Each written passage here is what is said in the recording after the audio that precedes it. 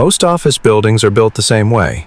Floor stacked on floor, numbers running in order from the lobby to the roof. You don't think about the numbers. You press a button, you get where you're going, and you never once wonder whether the building is telling you the truth about how many floors it actually has.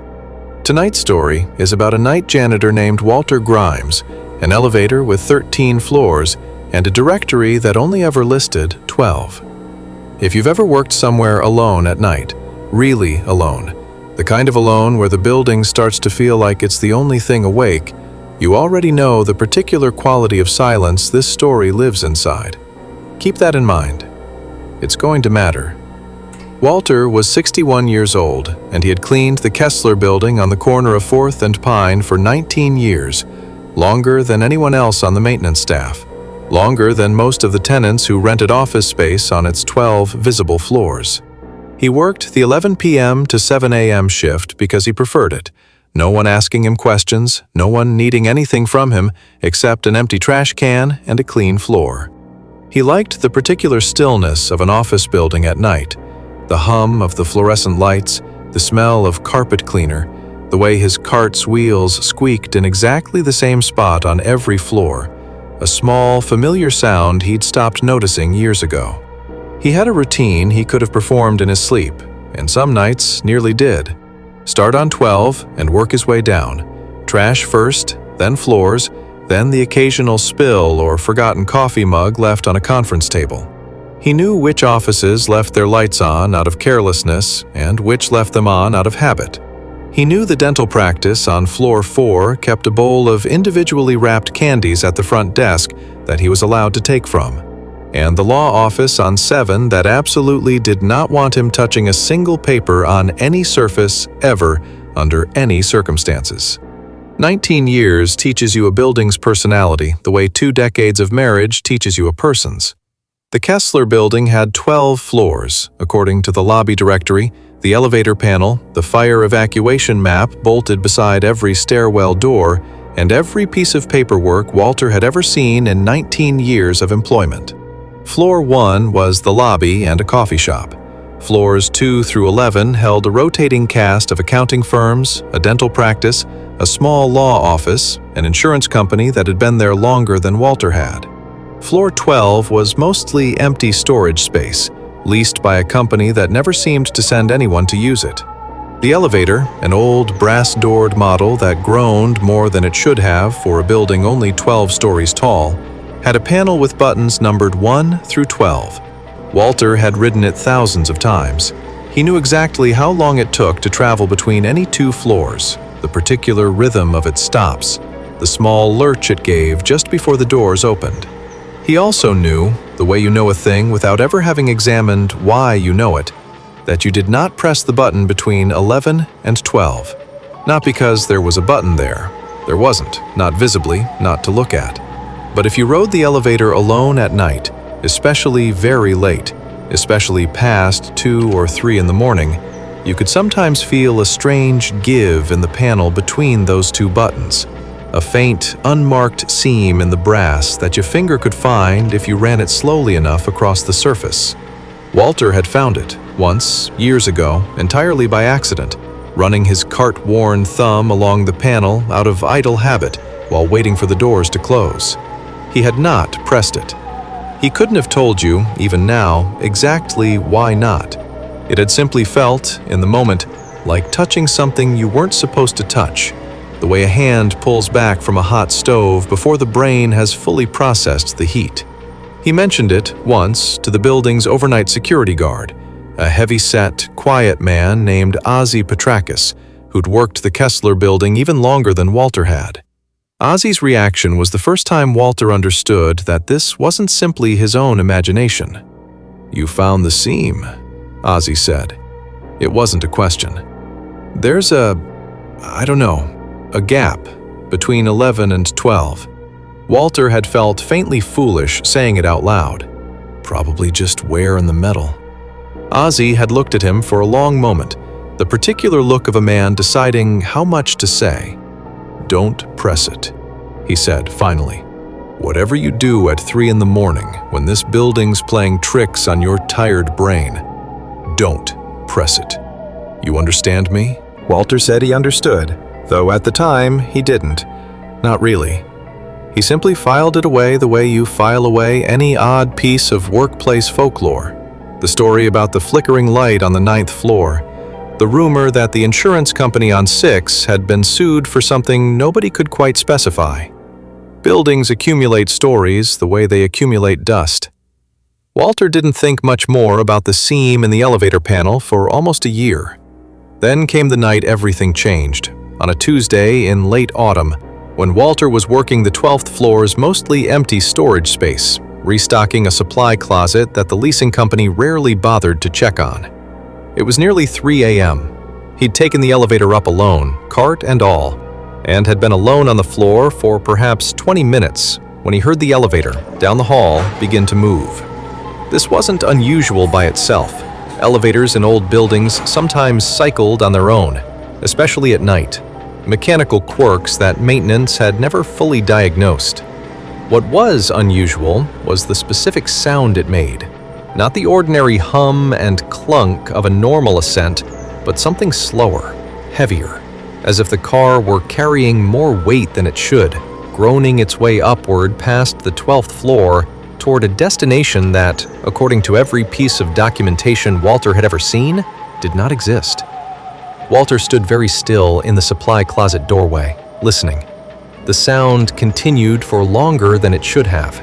The trip from 11 to 12 normally took perhaps 8 seconds, and this went on for what felt like a full minute, the groaning ascent continuing well past the point where the car should have stopped. Then it stopped, and the doors, somewhere down the hall, opened. Walter did not go look. He wants that understood clearly whenever he tells this story to the very small number of people he's ever told it to. He did not walk toward the sound out of curiosity, did not investigate, did not do any of the things a different kind of person in a different kind of story might have done. He stood in the supply closet doorway with a stack of paper towels in his hands and waited, heart going harder than he wanted to admit, for the sound of the doors closing again. They did not close for what felt like several minutes. In that stretch of silence, standing very still in a fluorescent-lit hallway on a floor that was supposed to be entirely empty, Walter became aware of something that took him a long moment to identify. Footsteps, elsewhere on the floor, unhurried, moving in the particular rhythm of someone walking a space they knew well. He was alone on floor 12. He knew this with total certainty. He'd taken the only elevator up. He'd seen no other car lights. The leasing company that held the space hadn't sent anyone in months. And yet the footsteps continued, calm and unbothered, moving along a hallway that ran perpendicular to the one Walter stood in, on the other side of a thin drywall partition. He did not go look at that either. He stood in the closet doorway until the footsteps faded, until, eventually, he heard the elevator doors close again and the car begin its descent. The same slow, heavy, wrong-sounding descent it had made on the way up. Walter finished his supply closet restocking with considerably less thoroughness than usual and took the stairs down to the 11th floor rather than wait for the elevator to return. He told Ozzy about it the next night, in the lobby, in the hushed, careful voice of a man who wasn't entirely sure he believed his own story. Ozzy listened without interrupting, and when Walter finished, he was quiet for a long moment before he spoke. "You didn't press anything, did you? Nothing on the panel? Not even by accident?" "No," Walter said. "I wasn't even near it. I was 2 floors away." Ozzy seemed to relax, very slightly at that. "Good," he said. "That matters. It matters whether it happens because someone pressed something, or whether it just happens on its own sometimes. The second kind you can walk away from. The first kind, you can't." Walter asked him, carefully, what exactly he meant by that, and Ozzy, who had, up to this point, been a source of only clipped warnings and half-answers, finally told him more than he ever had before. Ozzy had worked at the Kessler Building for 26 years, longer than any other employee in the building's history, tenant or staff. In his second year, a different night janitor, a man named Reyes, who'd worked the position before Walter, had pressed the gap in the panel. Not on purpose, Ozzy was careful to clarify, but out of exactly the kind of idle curiosity that gets people into trouble. Running his thumb along the buttons the way people do while waiting for an elevator, and finding and pressing the seam that Walter had found and left alone. Ozzy remembered the night clearly, he said, though he hadn't understood at the time what he was watching happen. Reyes had mentioned it earlier that same evening, in the break room, the same way Walter later would. An offhand comment about a strange gap in the panel, delivered with more curiosity than caution. Ozzy, younger then and less certain of what he knew, had told Reyes not to worry about it, that old buildings had all kinds of quirks. He has never stopped regretting the casualness of that advice. The elevator had taken Reyes somewhere. Ozzy didn't know where exactly, and was clear that he'd never fully understood it himself.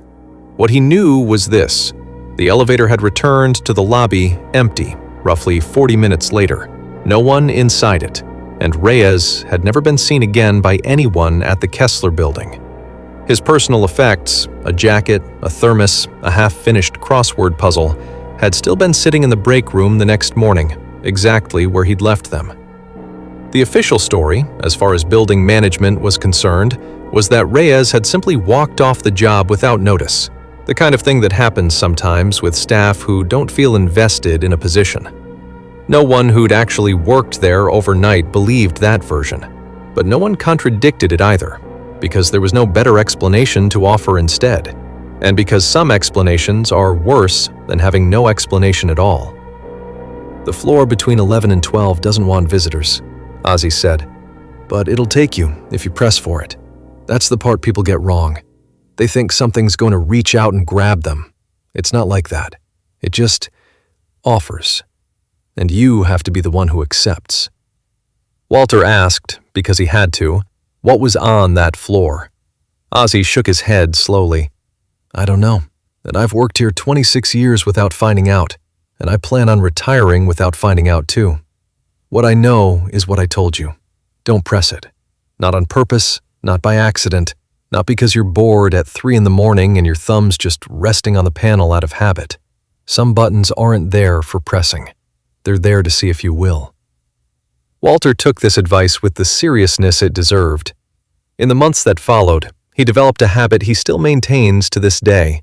He keeps his hands visibly away from the elevator panel whenever he's riding alone, holding his cart handle with both hands, deliberately eliminating the idle thumb possibility that had apparently cost Reyes everything. He takes the stairs when he can.